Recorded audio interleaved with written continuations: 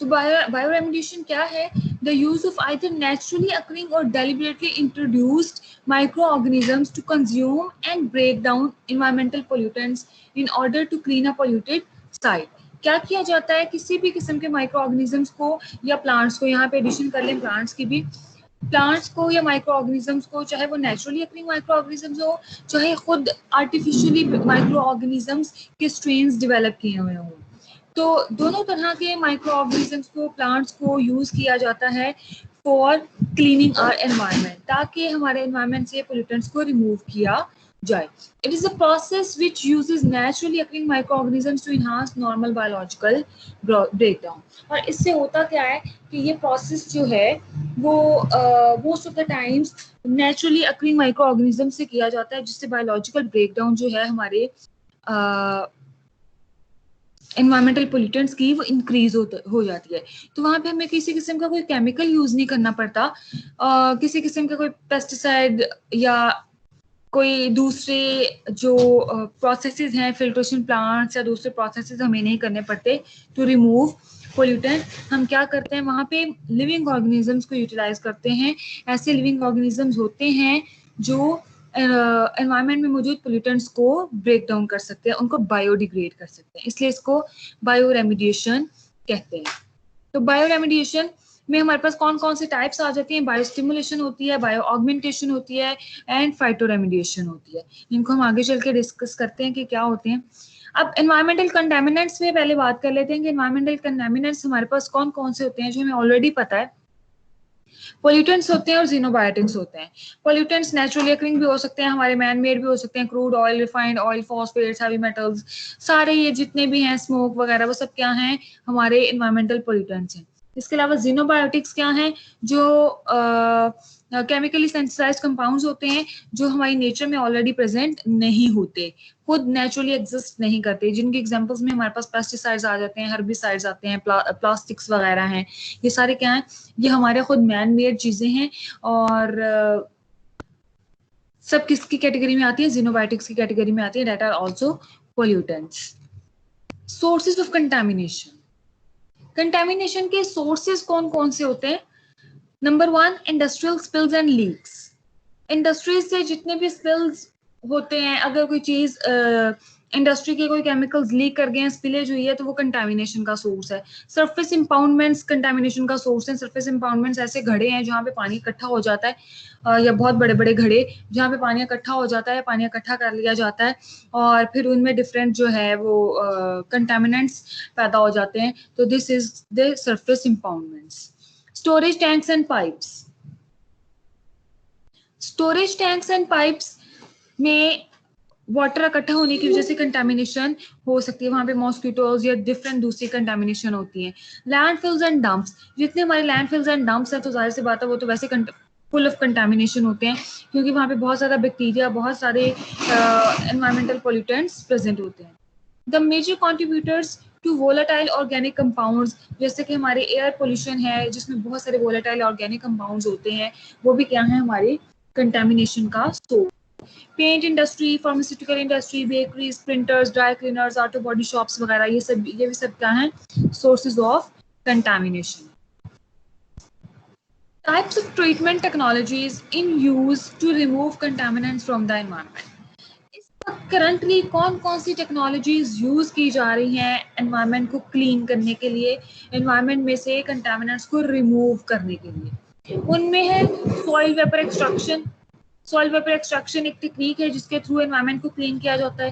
Air and hydrogen sparging, air and hydrogen sparging के through clean किया जाता है, ये भी एक टेक्निक है। स्पार्जिंग कहते हैं like small droplets, like shower की तरह स्मॉल छोटी छोटी स्प्रे करना एयर और हाइड्रोजन की, उसकी मदद से भी एक टेक्निक है जो हम यूज करते हैं to remove contaminant. Soil washing, in situ soil flushing, soil को वॉश कर देना और इसकी इन सिचू फ्लशिंग करवा देना, तो वो भी क्या होता है?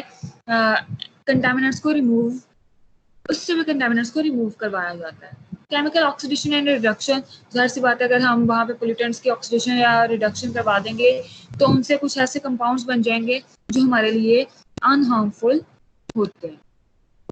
Soil excavation, soil excavation techniques use की जाती हैं, पायरोमेटलर्जिकल प्रोसेसेस और थर्मल डिसॉर्प्शन, इलेक्ट्रोकाइनेटिकल ट्रीटमेंट। तो ये सारे क्या हैं, ट्रीटमेंट्स हैं जो हमारे कोर्स का हिस्सा नहीं है। हमारे कोर्स का हिस्सा है last, that is bio remediation.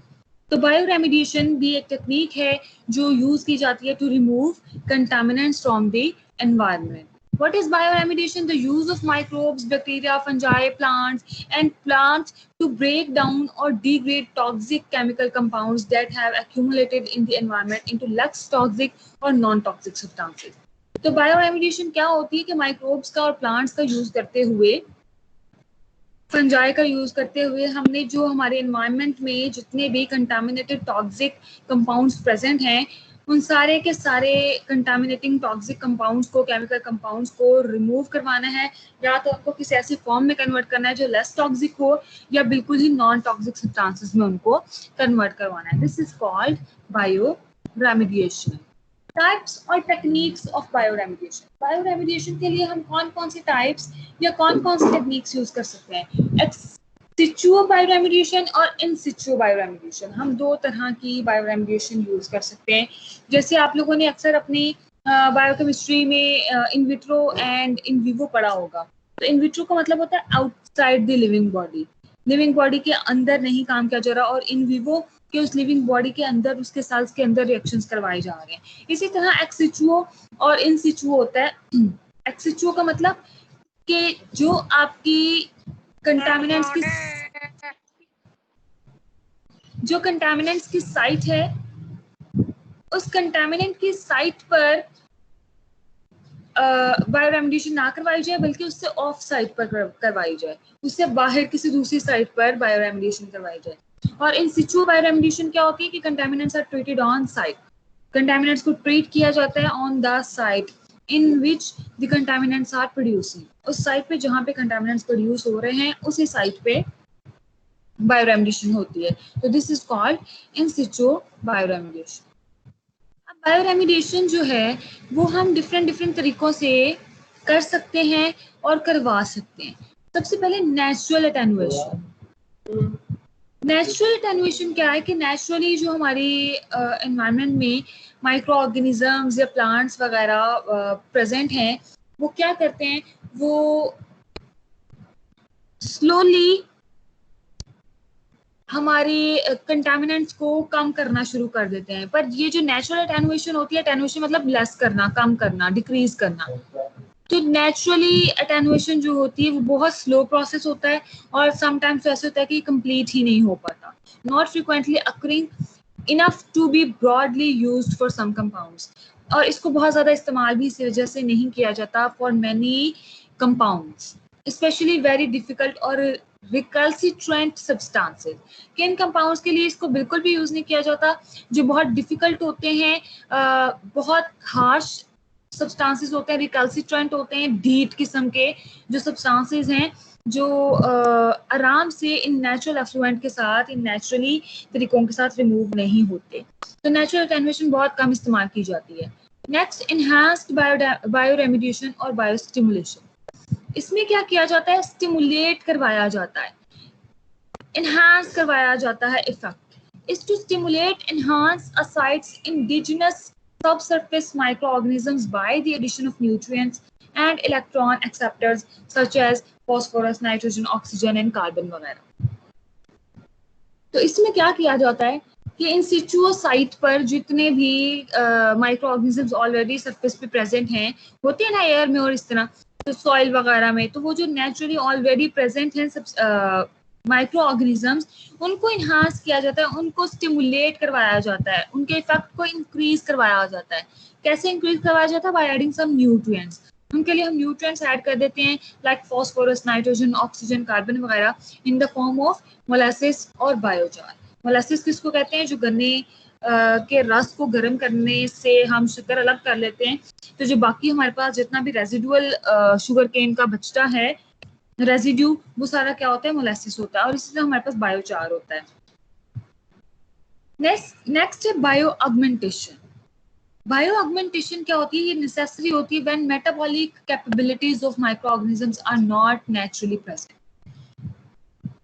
बायोस्टिमुलेशन और बायो ऑगमेंटेशन में डिफरेंस ये है कि बायोस्टिमुलेशन में हम कुछ न्यूट्रिएंट्स ऐड करके उस माइक्रो ऑर्गेनिज्म को स्टिमुलेट करवाते हैं कि वो रिएक्शन स्टार्ट करे और वो जो कंटामिनेंट्स प्रेजेंट हैं उनको कन्वर्ट करना स्टार्ट कर दे, उनको डिक्रीज करे।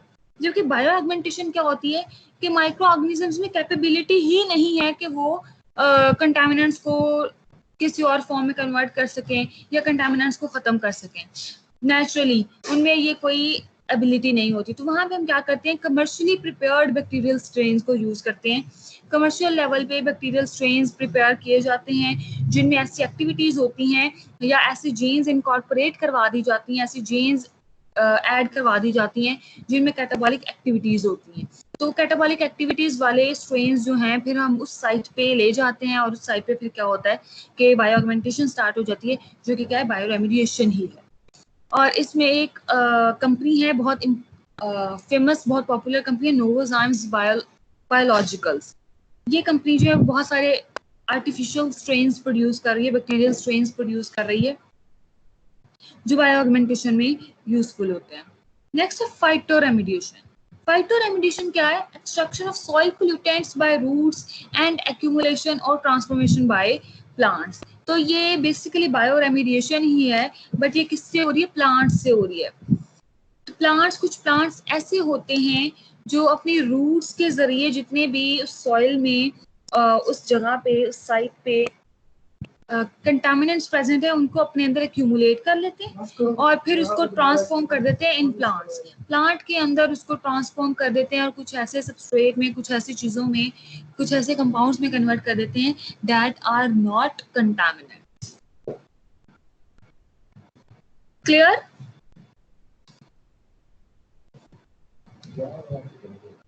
यहाँ तक Yes, किसी का कोई ma'am. Question? Okay, so next ये प्लांट की एक फिगर है जिसमें रूट्स जो हैं वो फाइटोरेमेडिएशन का काम कर रही हैं। रूट्स क्या करती हैं? एक्सट्रैक्ट कर लेती हैं सॉइल में से सारे कंटामिनेंट्स को और उसको प्लांट एक्यूमुलेट कर लेती हैं अपनी रूट्स में, और प्लांट जो है, प्लांट का बाकी पोर्शन पूरा, वो क्या करता है, उसको दूसरे ऐसे केमिकल कंपाउंड्स में कन्वर्ट कर देता है जो खतरनाक नहीं होते या जो कंटामिनेंट्स नहीं होते एटलीस्ट। तो ये दिस इज कॉल्ड फाइटोरेमेडिएशन। अभी हमने जो 4 टाइप्स पढ़ी है, एक है नेचुरल एटेन्युएशन, दूसरी बायो स्टिमुलेशन, तीसरी बायो ऑगमेंटेशन एंड चौथी फाइटोरेमेडिएशन। नेचुरल एटेन्युएशन बहुत स्लो प्रोसेस होता है, नेचुरली अकरिंग होता है, और जो बहुत टफ सब्सटेंसेस हैं, जो बहुत रिकल्सिट्रेंट सब्सटेंसेस हैं, रिकल्सिट्रेंट कंटामिनेंट्स हैं, उनके लिए ये यूजफुल नहीं होता। फिर बायोस्टिमुलेशन में क्या किया जाता है कि कुछ माइक्रो ऑर्गेनिज्म को स्टिमुलेट कर दिया जाता है, उनकी एफिशिएंसी को इनहांस किया जाता है बाय एडिंग सम न्यूट्रिएंट्स, ताकि वो केमिकल जितने भी कंटामिनेंट्स प्रेजेंट है उनको डिस्ट्रॉय करना स्टार्ट कर दे। बायो ऑगमेंटेशन में क्या किया जाता है कि अगर माइक्रो ऑर्गेनिजम्स में वो कैपेबिलिटी ही नहीं है, वो उन स्पेसिफिक केमिकल कंटामिनेंट्स को या दूसरे कंटामिनेंट्स को रिमूव करने की, तो फिर वहां पे आर्टिफिशियल स्ट्रेन्स या इंजीनियर्ड स्ट्रेन्स बनाए जाते हैं बैक्टीरिया के, जो कि उन कंटामिनेंट्स को रिमूव करने का काम करते हैं। और फाइटोरेमेडिएशन में प्लांट्स को यूज किया जाता है। प्लांट सॉइल में से सारे, या वाटर में अगर कोई प्लांट्स है तो वहां से क्या करते हैं, सारे के सारे कंटामिनेंट्स को इकट्ठा कर लेते हैं और फिर प्लांट उनको कन्वर्ट कर देता है to some other product. What are the advantages of bioremediation? तो बायोरेमेडिएशन के एडवांटेजेस क्या हैं ओवर अदर टेक्नोलॉजीज? जो हमने ऊपर अदर टेक्नोलॉजीज के नेम्स पढ़े थे, उनके हिसाब से हमारे पास जो बायोरेमेडिएशन है उसके एडवांटेजेस क्या है? Number 1, permanence. परमानेंस के इसका इफेक्ट बहुत देर तक होता है, बहुत लॉन्ग टर्म होता है। Friends, just excuse me for 2 minutes.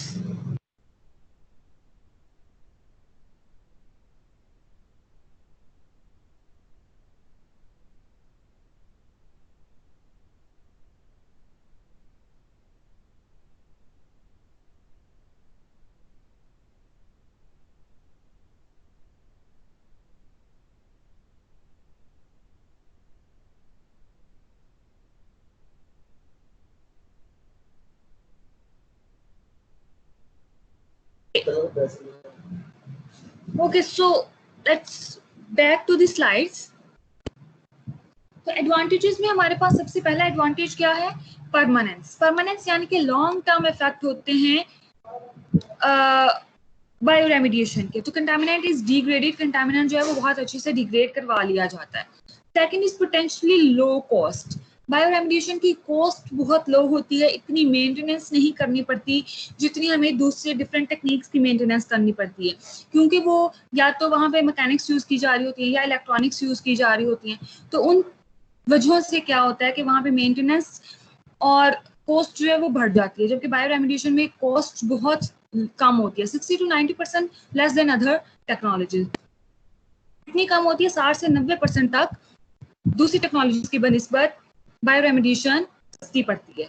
Low maintenance, इसमें मेंटेनेंस हमें ज्यादा नहीं करनी पड़ती। Do not create any ISO, हमें कोई बहुत इसको मेंटेन करने के लिए कोई प्रोसेस नहीं लगाने पड़ते, कोई बहुत ज्यादा फीडबैक नहीं लेना पड़ता।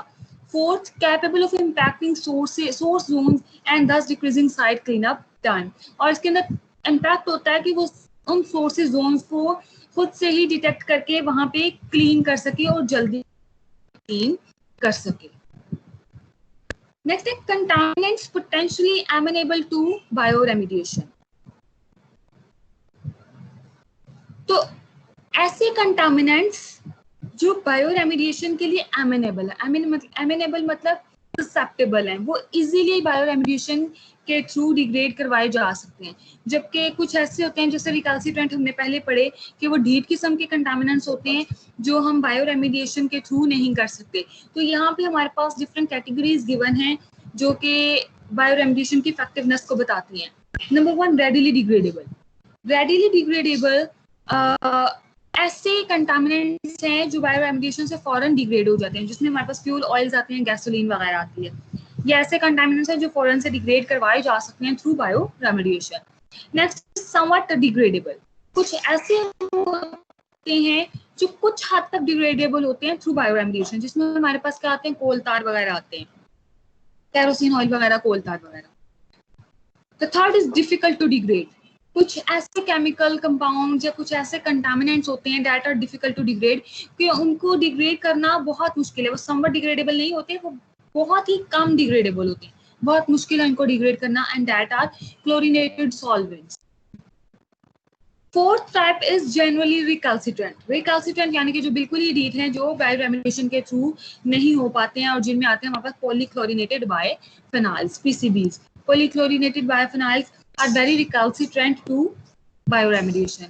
They cannot degrade through bioremediation. Fundamentals of bioremediation या bioremediation reactions. बायोडिग्रेड करवाना या बायोरेमिडिएशन करवाना, वहां पे हमारे पास चंद रिएक्शंस होते हैं जिनके थ्रू बायोडिग्रेडेशन करवाई जाती है। तो 3 टाइप्स के रिएक्शंस है। Number 1, aerobic bioremediation, second one is anaerobic bioremediation, and the third one is cometabolic bioremediation.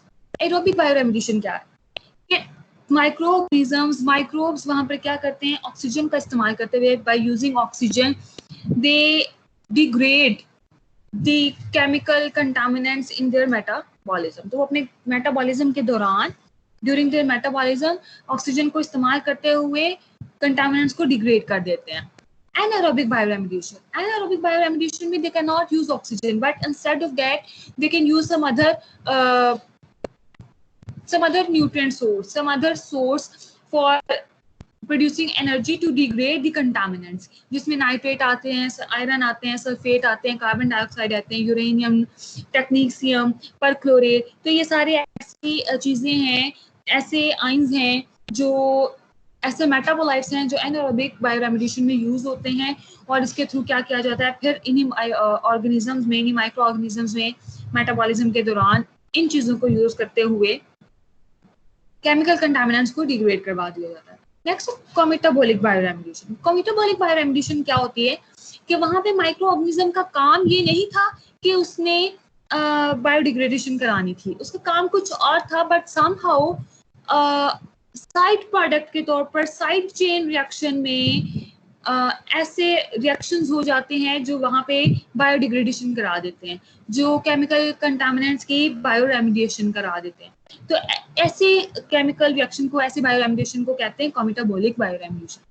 Microbes do not gain energy और carbon from degrading a contaminant. वहां पे ना तो वो किसी कंटामिनेंट से खुद एनर्जी हासिल कर रहे होते हैं, बल्कि क्या होता है, instead the contaminant is degraded via side chain reaction. उनका काम ये नहीं होता, पर साइड चेन रिएक्शन के तौर पर जब वो अपना काम, जो उनका पर्सनल काम है वो करते हुए साइड चेन रिएक्शन में किसी तरह से कंटामिनेंट जो है वो डिग्रेड हो जाते हैं। Next is how microbes use the contaminant. Microbes कैसे इन कंटामिनेंट्स को यूज करते हैं? नंबर 1, प्राइमरी सबस्ट्रेट के तौर पे। कुछ माइक्रो ऑर्गेनिजम्स ऐसे होते हैं जो लिव ही उन कंटामिनेंट्स पे करते हैं, तो उन कंटामिनेंट से एनर्जी हासिल करते हैं। कैसे एनर्जी हासिल करते हैं कि वो उन कंटामिनेंट्स को इस्तेमाल करते हैं, अपने मेटाबॉलिज्म के दौरान उनको डिग्रेड करते हैं और खुद उनसे एनर्जी हासिल कर देते हैं, और हमारा भी काम हो जाता है, यानी कि डिग्रेडेशन हो जाती है और हमारा कंटामिनेंट खत्म हो जाता है। तो प्राइमरी सबस्ट्रेट्स के तौर पर एक्ट करते हैं, यानी कि उनकी खुराक के तौर पर, sole energy source. Next, secondary substrates. कुछ माइक्रो ऑर्गेनिज्म जो हैं वो इन कंटामिनेंट्स को सेकेंडरी सबस्ट्रेट के तौर पर इस्तेमाल करते हैं, कि जो कुछ हद तक उनको एनर्जी प्रोवाइड करता है, कुछ हद तक नहीं प्रोवाइड करता। Not available in high energy concentration. Next, cometabolic substrates. ये ऐसे हैं जो fortuitous हैं, transformation of a compound by a microbe relying on some other primary substrate.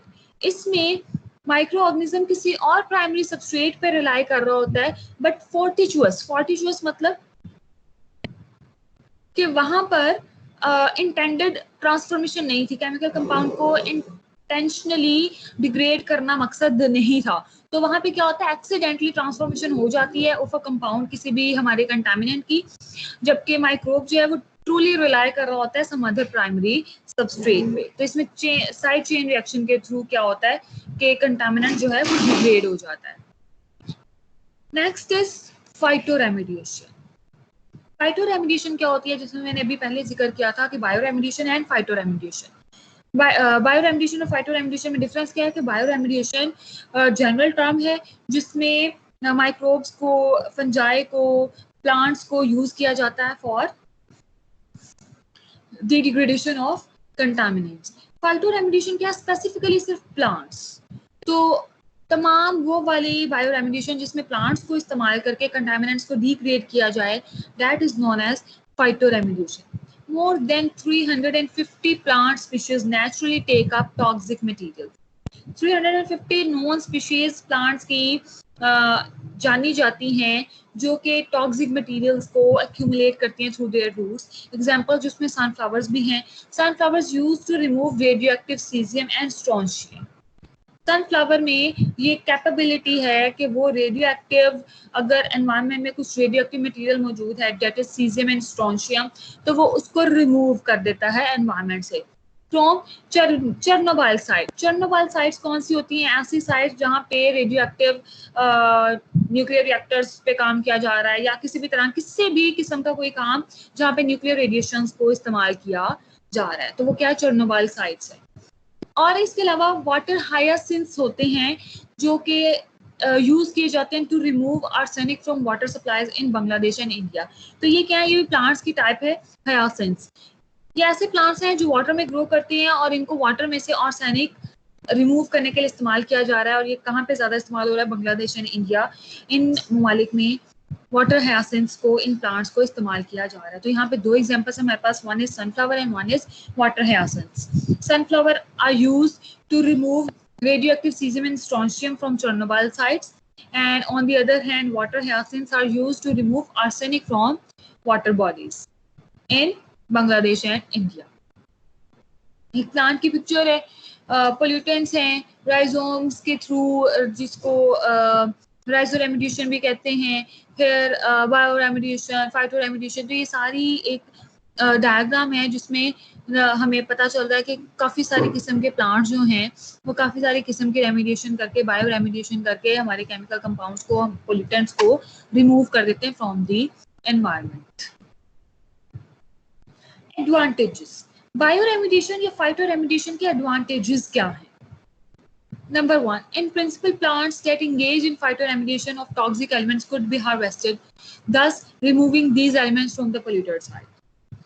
सबसे पहले एडवांटेज क्या है कि हम फाइटो रेमिडिएशन करने वाले प्लांट्स को खुद हार्वेस्ट कर सकते हैं, यानी कि उनकी काश्त कर सकते हैं और फिर उनको वहां पर ग्रो करवा सकते हैं जहां पे जो पोल्यूटेड साइट है, और उन कंटामिनेंट्स को वहां से रिमूव करवाया जा सकता है थ्रू फाइटो रेमिडिएशन, क्योंकि प्लांट्स को हार्वेस्ट करना is an easy task, is not a difficult task. Number second, the cost of phytoremediation is lower than that of traditional process, both in situ and ex situ. The plants can be easily monitored. तो bioremediation से भी ज्यादा सस्ता पड़ता है हमें फाइटोरेमिडिएशन करना. क्यों? कॉस्ट बहुत कम पड़ती है इन सिचुओ से और एक्स सिचुओ बायोरेमिडिएशन से, और साथ में प्लांट्स को मॉनिटर करना बहुत इजी होता है एज कम्पेयर टू माइक्रोब्स को मॉनिटर करना. माइक्रोब्स के लिए माइक्रोब्स को ग्रो करवाना या bacterial strains, new bacterial strains develop करना, वहाँ पे बहुत ऑप्टिमम कंडीशंस चाहिए होती हैं. हर माइक्रो ऑर्गेनिज्म अपनी खास ऑप्टिमम कंडीशंस पे ग्रो कर सकता है, अदरवाइज वो ग्रो नहीं कर पाता. तो फिर क्या होता है कि उसकी maintenance as compare to phytoremediation difficult होती है. वैसे वो जितने हमारी दूसरी केमिकल टेक्निक्स है उनसे बहुत बेहतर है बायोरेमिडिएशन, और बायोरेमिडिएशन से बहुत बेहतर है phytoremediation. The third is the possibility of the recovery and reuse of valuable metals by companies specializing in phytomining. और इसके अलावा क्या किया जा सकता है कि हमारे पास थर्ड एडवांटेज है कि जितने भी अगर कोई मेटल्स वगैरह ऐसा प्लांट था जो रिमूव करता है मेटल्स को हमारे एनवायरनमेंट में से, तो वो जो वैल्यूएबल मेटल्स हमारे प्लांट्स में इकट्ठी होती हैं हम उनको रीयूज कर सकते हैं. तो रीयूज प्रोडक्ट्स को रीयूज किया जा सकता है. It is potentially the least harmful method because it uses naturally occurring organisms and preserves the environment in a more natural state. और ये क्या है, ये बहुत ही ज्यादा लेस हार्मफुल है क्योंकि इसमें क्या किया जा रहा है, नेचुरली ऑकरिंग ऑर्गेनिजम्स को, नेचुरली ऑकरिंग प्लांट्स को इस्तेमाल किया जा रहा है to clean our environment. Fifth, it preserves the topsoil, maintaining the fertility of the soil, increase soil health, yield and plant phytochemicals. इसके अलावा इसका soil पे बहुत अच्छा इफेक्ट होता है क्योंकि प्लांट्स जो मर्जी हो, जैसे भी प्लांट्स हो, वो हमेशा हमारे एनवायरनमेंट को क्लीन अप करते हैं, वो हमारे टेम्परेचर को नॉर्मलाइज करते हैं, हमारा ह्यूमिडिटी को कंट्रोल करते हैं, इसके अलावा हमारी सॉइल को पकड़ के रखते हैं, इरोजन से बचाते हैं. तो ये सारे उसके हेल्दी इफेक्ट्स होते हैं प्लांट्स के ग्रो करने के on the soil. Sixth, the use of plants also reduces erosion and metal leaching in the soil. ये मैंने अभी आपको बताया कि सॉइल जो सॉइल की हेल्थ अच्छी होती है तो सॉइल इरोजन नहीं होती और मेटल लीच नहीं करते फ्रॉम द सॉइल. किसकी वजह से? प्लांट्स की वजह से, क्योंकि प्लांट्स उनको क्या करते हैं, उनको पकड़ के रखते हैं, उनको लीच आउट नहीं होने देते. Next, drawbacks. तो फाइटोरेमिडिएशन या बायोरेमिडिएशन के ड्रॉबैक्स क्या क्या हो सकते हैं? Number one, phytoremediation simply relocates toxic heavy metals. It does not remove them from the local.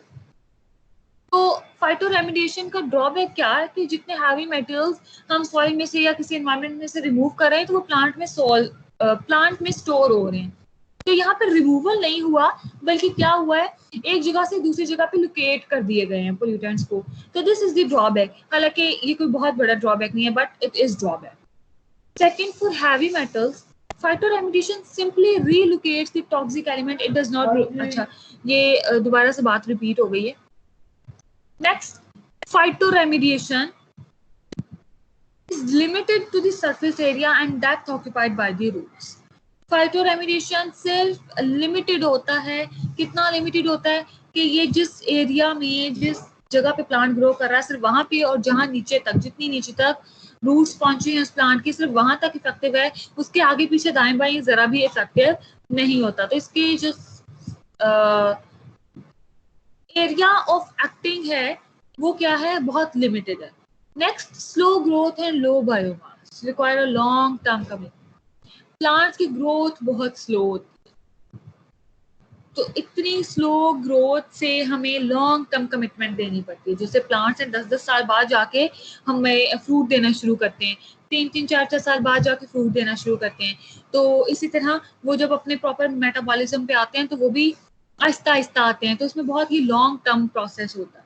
तो that is difficult as compare to bioremediation, क्योंकि बायो रेमिडिएशन में क्या होता है फौरन ही जो बैक्टीरिया है वो उसको रिमूव कर रहा होता है, फौरन उसको वहां से खत्म कर रहा होता है, इतना ज्यादा उसको मेंटेनेंस टाइम नहीं चाहिए होता, या ग्रोथ के लिए टाइम उसको इतना नहीं चाहिए होता। Fifth, with plant-based systems of bioremediation, it is not possible to completely prevent the leaching of contaminants into the groundwater without the complete removal of the contaminated ground, which in itself does not resolve the problem of contamination.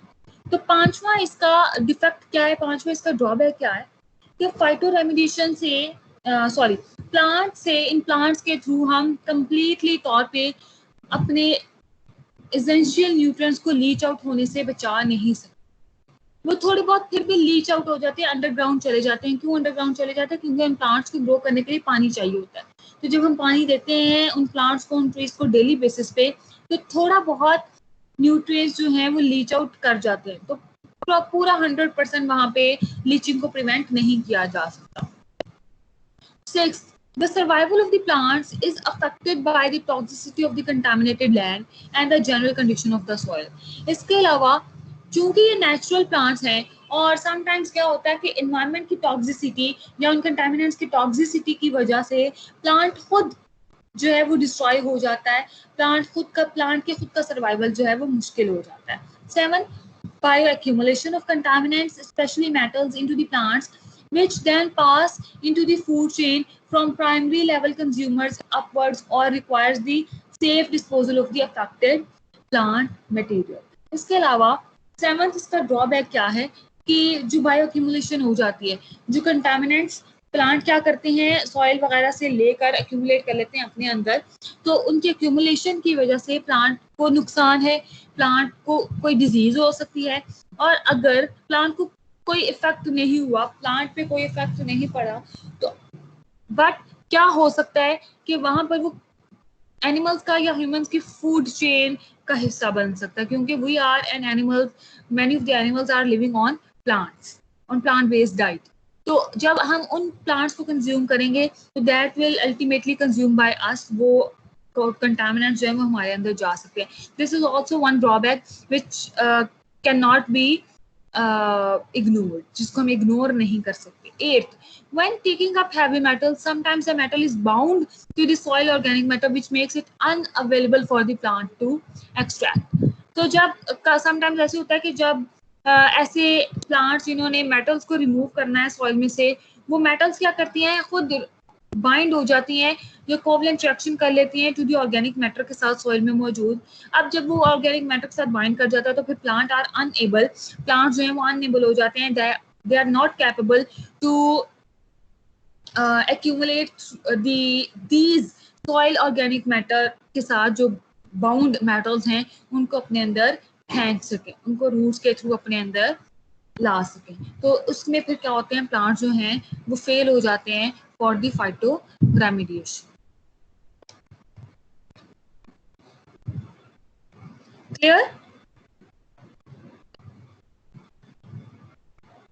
Yes ma'am, हो गया clear. किसी का कोई question? Yes ma'am.